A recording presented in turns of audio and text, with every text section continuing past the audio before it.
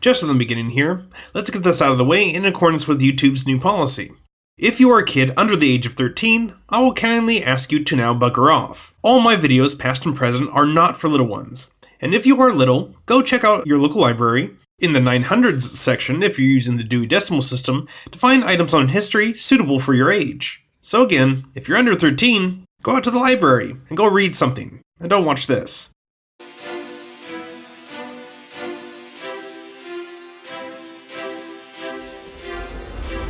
Alright, now with that out of the way, I've been playing a bit of Ancestors and I'll let you know what I think of that soon. But let's talk about something else that I've been wanting to do for a while now. Let's talk about what most of us would have probably been if we lived back in the medieval era, a peasant.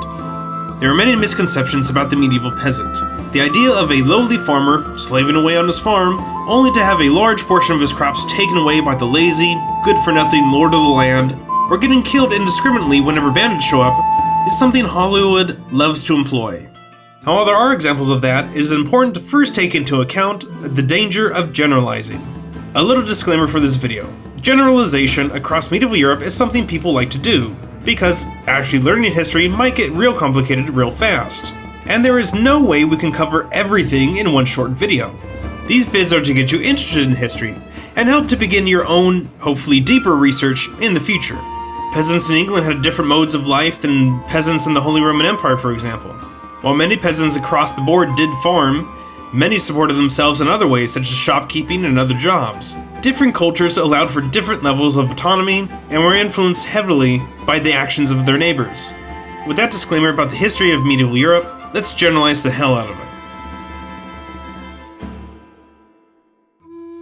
Peasants, also known as commoners, could have a variety of jobs and skills. In fact, peasant was merely a type of class in a sense, and within that class, there are many different forms. Remember, lords and knights did not have full reign to just do whatever they wanted. That's again, a more modern thinking of what the past was like. The truth is that their land was the king's land, to which they had to pay rent. They therefore leased their land to the peasants, who grew their food and paid some of their crops or money to that specific lord. It's like taking out a mortgage loan to buy a house, which you then start renting to others. Technically, the bank or whoever gave you the loan owns the house, while you have your tenants help you pay rent. Although in this case, the bank will always own your house, as the king did much of the time. But basically, if you pissed off your peasants and they left or started half-assing their work or whatever, you essentially lost your means of turning a profit. So it was in your best interest to treat your peasants fair, and to help them solve their issues, complaints, or anything else, like landlords today would do.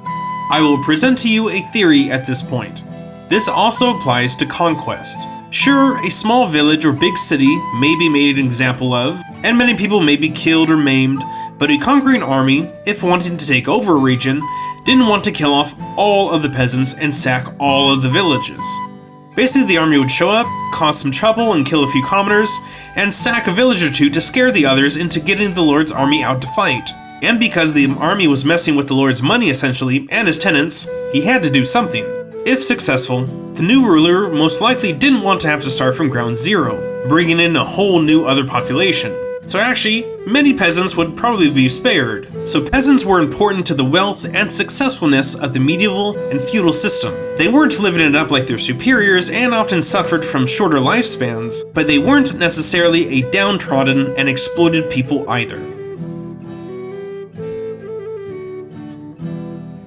It is safe to say that peasants did not always enjoy the finer things in life. For instance, with the absence of adequate knowledge for things like bacteria, sometimes human feces was used as fertilizer, and which also increased the chances of disease and such. But they did know that you got sick from not cleaning your food properly, so many food crops had to be boiled before being eaten. So as long as you didn't taste too much, you're good. Many peasants ate cereals and various herbs, but they also would enjoy meat from time to time, often when the lord or church provided some in celebrations, or when they were poached. Fish was also consumed, but you had to catch it, and again, it wasn't easy if you didn't live directly next to a river and had a lot of chores to do. But fish were free to catch in many regions, so peasants took to fishing with determination. So things like fishing spears and fish traps were used. And, for example, if a whale washed up on the beach, people rushed to get all the fat and meat they could before it spoiled. Seafood today could be expensive, but just remember, it used to be peasant food. Peasants also had domesticated animals, but often not too many, and would only slaughter the animals when winter came on, or when the animals got older and their uses such as providing milk or laying eggs stopped. Except for cats. At least in the early medieval ages, and in specific places, like the British Isles. There, for instance, mummified cats were placed on the foundations of buildings to ward off evil spirits. While the well-off in society could afford to feed dogs and take care of them and use them for hunting and such, peasants were mainly cat people. The reason why is because cats ate many rodents that would eat your stores of food. So essentially, cats were the poor person's pet because they essentially fed themselves and provided the bonus of protecting your food stores. However, when the church became stronger in the high medieval age, and religious beliefs and superstitions became more hostile towards cats, this led to a great massacre of the felines for hundreds of years in Europe, where dogs became the preferred pet despite the expenses. But if you were a peasant and wanted meat from, let's say, like a deer or rabbit, and there was no just cause for it, many peasants would just poach. Game wardens tried to keep poaching down, but thanks to bribes, threats, and other situations, there were always times when peasants got away with it. But that didn't mean it happened often. If you were caught, you had to pay a fine, or worse, because you were essentially stealing from the lord or the king. So to avoid punishment, peasants usually just killed and ate the animal right there, or dried the meat and hid it for later. A quick note, peasants were actors with some agency. Lords and sheriffs were not always around to keep order. Wars and other traveling demands of the nobility often meant that sometimes villages were left alone without a huge amount of supervision.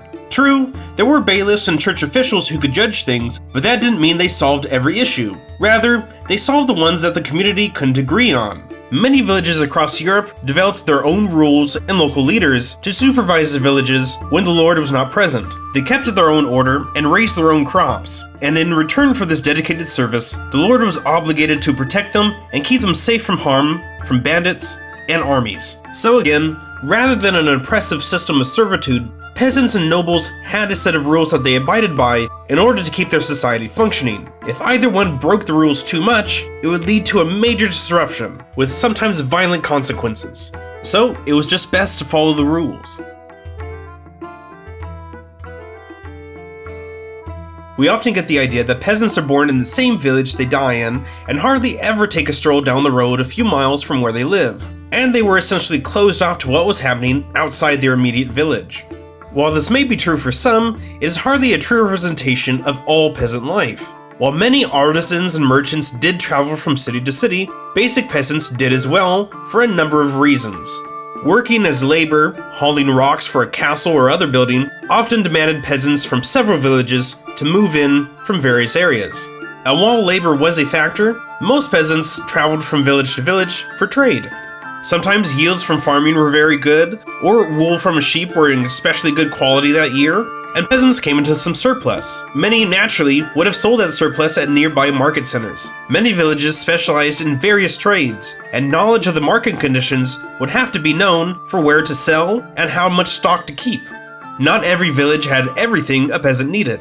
One village might specialize in wool and clothing, but was lacking a blacksmith or carpenter. Another might have plenty of grain, and sell it to villagers who had a bad harvest or something in their area. Villages traded, and market value on different items fluctuated. A peasant might want to sell his wares in Village A as opposed to Village B, because Village A might have the items he wants, or give him a better value for his own goods. Knowledge of this meant that travel and inquiry about what was going on in nearby villages was important, and information traveled more frequently than Hollywood likes us to believe. This doesn't necessarily mean, though, that a peasant in southern France, for example, would know what peasants were doing in northern France, but local trade networks linked together to form major chains. The length of travel may seem small to us today, but we have to remember that peasants knew a great deal more than just what was happening around their own village, and acted upon or tried to predict outcomes of faraway events that might affect them, such as wars or stories of great famine, etc. And that's our episode today. Thank you for watching.